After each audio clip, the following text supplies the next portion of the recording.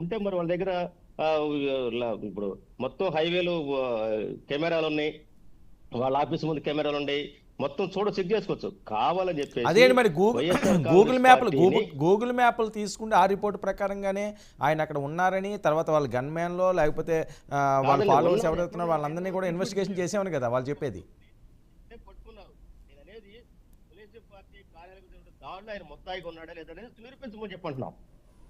అక్రమంగా case బనాయించి Hyderabad treatment కోసం వెళ్తే అర్ధాంతరంగా పట్టుకోవడం ఏంది? ఆయన ఆ రోజు ముందు రోజే మధ్యాహ్నం నుంచి వెళ్ళిపోయి హైదరాబాద్ లో ఏదైతే ఆ గోడ నొప్పి అయితే ఉందో ఆ గోడ నొప్పికి ట్రీట్మెంట్ తీసుకోవడం కోసం వెళ్ళినోడిని అర్ధాంతరం తీసుకొచ్చి నువ్వు తెలుగుదేశం పార్టీ కార్యాలయం మీద దాడిలో ముద్దామని చెప్పేసి అక్రమ కేసు బనాయించారు. ఇంకా అట్లాంటి జరుగుతూ ఉంటాయి. రేపు నా మీద కూడా పెట్టొచ్చు. ఎందుకంటే ఈ రోజు కేంద్రంటే వైఎస్ఆర్ కాంగ్రెస్ పార్టీకి ఎవరైతే మాట్లాడుతున్నారో వాళ్ళ నోళ్ళకేటువంటి ఒక కుట్ర జరగబోతా ఉంది. అదే రెడ్ బుక్ రాజ్యాంగం అంటా ఉన్నారు.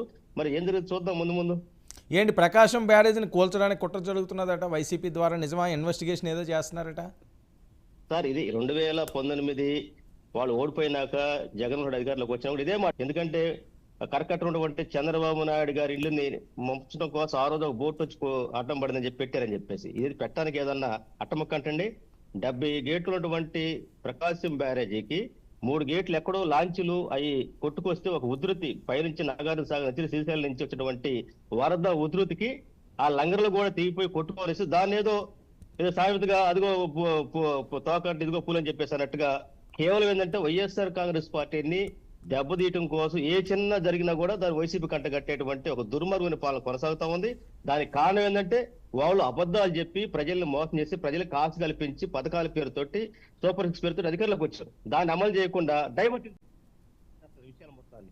అందువల్ల ఏంటంటే ఇది మొదటి నుంచి వస్తున్నటువంటి విజయ చంద్రబాబు నాయుడు గారికి అందువల్ల అంటే కేవలం తన యొక్క పరిపాలన అసమర్థతని తను చెప్పిన హామీలు అమలు చేసుకోవడంలో ఫెయిల్ అయిపోయినటువంటి చంద్రబాబు నాయుడు గారు వాళ్ళ తప్పుదల పడతా ఉంది. ఏదైతే దాన్ని కంట్రోల్ చేయడంలో, దాన్ని అమలు చేయడంలో, దాన్ని తీసుకోవాల్సినటువంటి చర్యలు అయితే ఉండి దాన్ని చేయకపోగా అతను ఒక్కడే ఏదో పనిచేస్తున్నట్టు మిగిలిన పని చేయనట్టు ఇది ఒక పెద్ద షో, ఒక డ్రామా నడుస్తుంది ఇక్కడ. అందువల్ల ప్రజలు మొత్తం గమనిస్తా ఉన్నారు. ఓకే.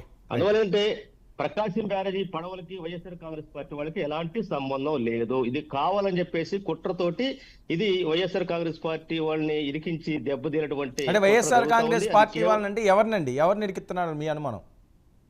వాళ్ళు చెబుతారు కదా, నందిగం సురేష్ గారు ఉన్నారు, తలసిల రఘురావు గారు అని చెప్పేసి.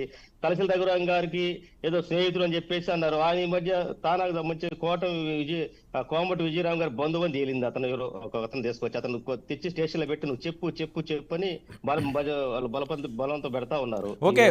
కనకరావు గారు, మరొక విషయం అండి, ఏంటి కొత్తగా అధికార ప్రతినిధుల్ని అనౌన్స్ చేశారు, వీళ్ళు మాత్రమే డిబేట్లకు వెళ్ళాలంటే మిగతా వాళ్ళ ఏమైనా ఇబ్బంది అవుతుందా?